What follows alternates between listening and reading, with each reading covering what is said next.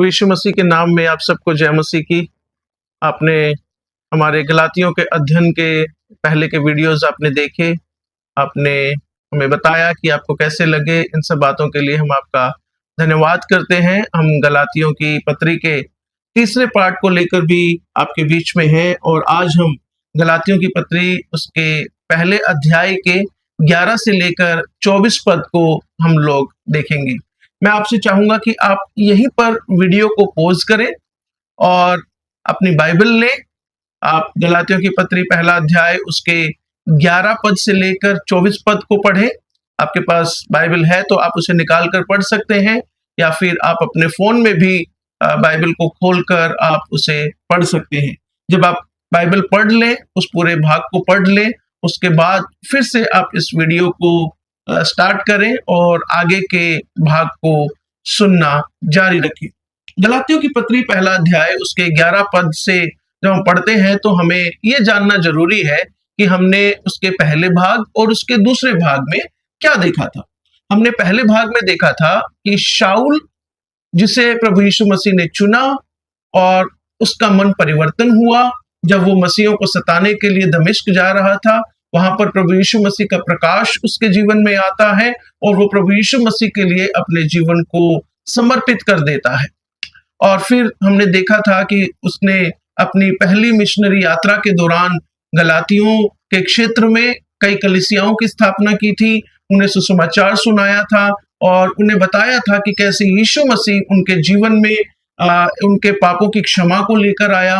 उन्होंने प्रभु यीशु मसीह को ग्रहण किया और प्रभु यीशु मसीह के उस बलिदान के द्वारा वो निर्दोष ठहराए गए थे।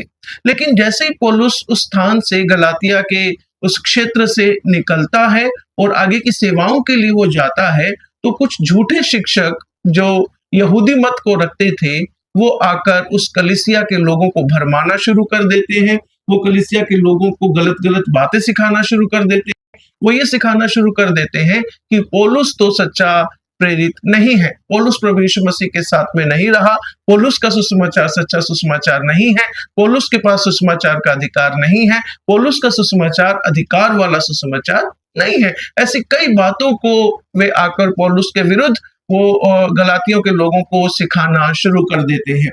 इसलिए पौलुस गलातिया के लोगों को सच्चे सुसमाचार को फिर से स्थापित करने के लिए, उन्हें समझाने के लिए, उन्हें सिखाने के लिए इस पत्री को लिखता है। और अपनी पत्री में पौलुस किस बात से शुरू करता है? वो इस बात से शुरू करता है कि पौलुस प्रभु यीशु मसीह के द्वारा और परमेश्वर के द्वारा स्थापित किया गया एक सच्चा दास है। प्रभु यीशु मसीह ने, परमेश्वर ने उसे स्थापित किया है, उसे एक दास के रूप में ठहराया है, उसे एक प्रेरित के रूप में ठहराया है। इन बातों को हमने हमारी पृष्ठभूमि के वीडियो में और हमारे पहले वीडियो में, जहां पर हमने अध्याय 1 के 1 पद से लेकर 10 पद तक हमने चर्चा की थी। आज हम लोग 11 पद से लेकर 24 पद तक कुछ बातों की चर्चा करने वाले हैं। जब आपने, मैं विश्वास करता हूं कि 11 से लेकर 24 पद पढ़ लिए हैं, तो उन पदों में हम लोग क्या पाते हैं? पहली बात हम उन पदों में पाते हैं कि जो पौलुस का सुसमाचार है, पौलुस क्या बताता है कि उसका सुसमाचार किसी मनुष्य के द्वारा आया हुआ नहीं है, बल्कि उसके सुसमाचार का उद्गम, उसके सुसमाचार का स्रोत वो ईश्वरीय है, वो परमेश्वर की ओर से उसने उस सुसमाचार को पाया है। फिर वो इस भाग में अपने जीवन के अंदर आए हुए परिवर्तन के बारे में बताता है, कैसे वो कलीसिया को सताया करता था, कैसे वो लोगों को सताया करता था, कैसे वो उन्हें मसीह से दूर रखने की कोशिश करता था। इन बातों को वो बताता है कि कैसे उसके जीवन में ये परिवर्तन आए। तीसरी बात वो क्या बताता है? वो उसे मिले हुए संदेश के अधिकार के बारे में बताता है। वो कहता है कि जो संदेश, जो सुसमाचार उसने दिया, वो मनुष्यों की तरफ से नहीं बल्कि परमेश्वर के अधिकार की तरफ से, परमेश्वर की ओर एक अधिकार पूर्ण संदेश उसे मिला है और उसने वही संदेश गलातिया के लोगों को, गलातियों की कलीसियाओं को उसने दिया है।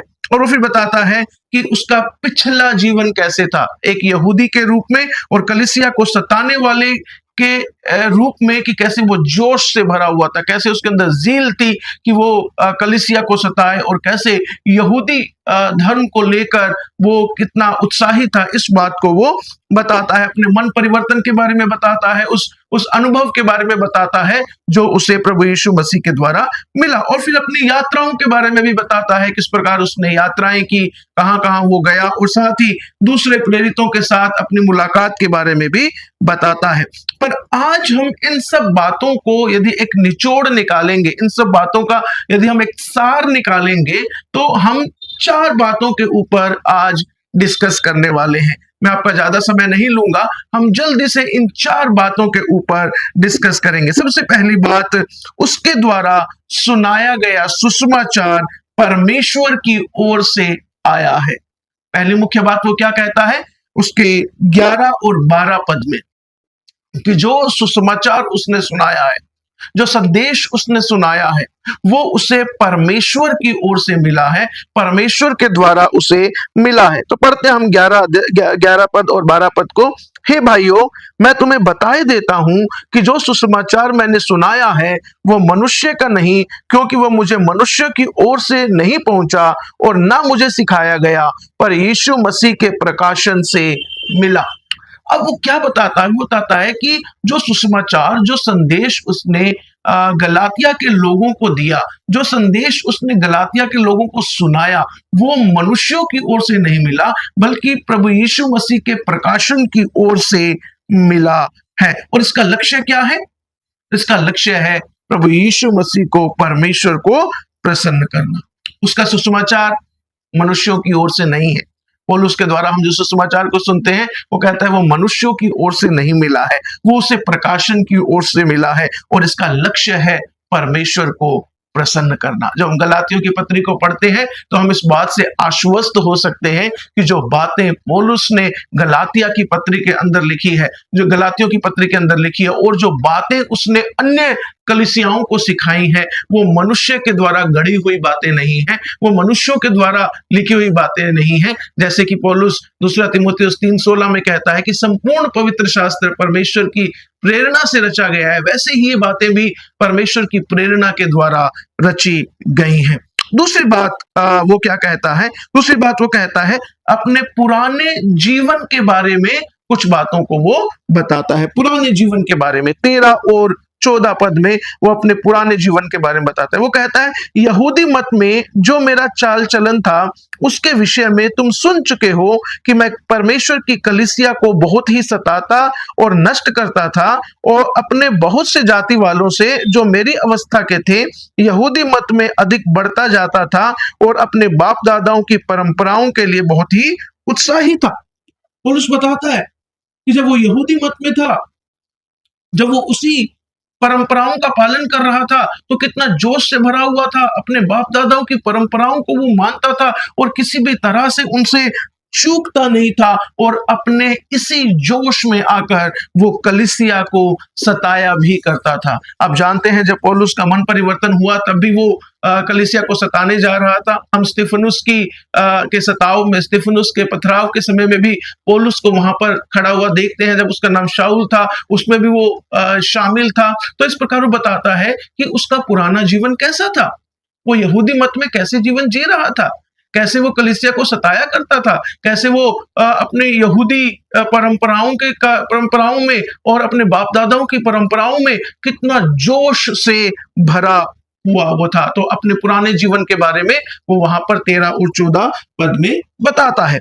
फिर 15 और 16 पद में वो क्या बताता है? 15 और 16 पद में कहता है ये सब बातें थी, लेकिन अब उसके जीवन में परमेश्वर की सर्वोच्च बुलाहट आ चुकी है, परमेश्वर ने उसे बुलाया है। 15 पद में लिखा है परंतु परमेश्वर को जिसने मेरी माता के गर्भ से ही मुझे ठहराया और अपने अनुग्रह से बुलाया, जब इच्छा हुई कि मुझ में अपने पुत्र को प्रकट करे कि मैं अन्य जातियों में उसका सुसमाचार सुनाऊं, तो ना मैंने मांस और लहू से सलाह ली। वो क्या कहता है? वो कहता है कि परमेश्वर ने उसे ठहराया है, परमेश्वर की बुलाहट उसके जीवन में आई है, परमेश्वर ने उसे कैसे किया है? परमेश्वर के द्वारा वो ठहराया गया। और कब कहता है?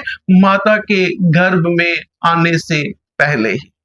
यानी कि जब वो कलीसिया को सताया करता था तब भी, जब वो यहूदी परंपराओं का पालन किया करता था तब भी उसके जीवन में एक बुलाहट थी, तब भी उसके जीवन में एक ऐसी बात थी जिसे परमेश्वर ने पहले से ही उसके जीवन में रखा हुआ था, और परमेश्वर उसे अनुग्रह के द्वारा उसे बुला भी रहा है और उसे अलग भी कर रहा है। वो इस बात को समझ गया था कि ये यहूदी होने के नाते उसके काम नहीं, उसकी व्यवस्था का पालन नहीं, उसके किए हुए अच्छे अच्छे काम नहीं, कलीसिया को सताना नहीं, यहूदी परंपराओं का पालन करना नहीं, बल्कि जो परमेश्वर ने उसके जीवन में अनुग्रह किया है उसके द्वारा परमेश्वर ने उसे ठहराया है। अब अंतिम बात, चौथी बात वो क्या बताता है 16 पद से लेकर 24 पद में, वो कहता है विश्वास में आने के बाद उसने जो यात्राएं की, कहां कहां वो गया, उसके बारे में वो कहता है। 16वें पद में लिखा है, जब इच्छा हुई कि मुझ में अपने पुत्र को प्रकट करे कि मैं अन्य जातियों में उसका सुसमाचार सुनाऊं, तो ना मैंने मांस और लहू से सलाह ली। वो सीधा सीधा कहता है, उसे अन्य जातियों के बीच में एक प्रेरित ठहराया गया है, अन्य जातियों के लिए उसे चुना गया है, अन्य जातियों के लिए उसे अलग किया गया है। और जो मांस और लहू की बात कर रहा है वो मनुष्य की बात कर रहा है कि वो इसकी सलाह लेने के लिए, वो इसे कंफर्म करने के लिए मनुष्यों के पास नहीं गया, वो लोगों के पास नहीं गया, क्योंकि उसे यीशु मसीह की ओर से प्रकाशन मिल चुका था, उसे अनुग्रह से बुला लिया गया था, उसे ठहराया गया था। और इसलिए वो कहता है कि मुझे मनुष्यों की कंफर्मेशन की जरूरत नहीं पड़ी, क्योंकि उसे स्वर्ग से कंफर्मेशन मिल चुका था। और कहता है और ना यरूशलेम को उनके पास गया जो मुझसे पहले प्रेरित थे। वो चेलों के पास भी नहीं गया। उसका एक कारण हो सकता है क्योंकि चेलों के बीच में ये सब बातें बहुत पहले से पता थी उनको कि पौलुस जो है वो किस प्रकार का एक व्यक्ति है, वो कैसे कलीसिया को सताता है, कैसे कलीसिया को जाकर वो नष्ट करता है। इसलिए शायद उसे लगा होगा कि वो लोग उसे ग्रहण नहीं करेंगे, इसलिए वो यरूशलेम नहीं गया, बल्कि परमेश्वर उसके जीवन में जो कुछ भी चाहता था उस बात को उसने पूरा किया। और फिर कहता है पर तुरंत अरब को चला गया और फिर वहां से दमिश्क को लौट आया। 18 पद में 3 वर्षों की बारे में बात भी की गई है, तो वो कहता है कि वहां से वो अरब को चला गया। ऐसा परमेश्वर के वचन के जानकार कहते हैं कि 3 वर्षों तक वो अरब में रहा।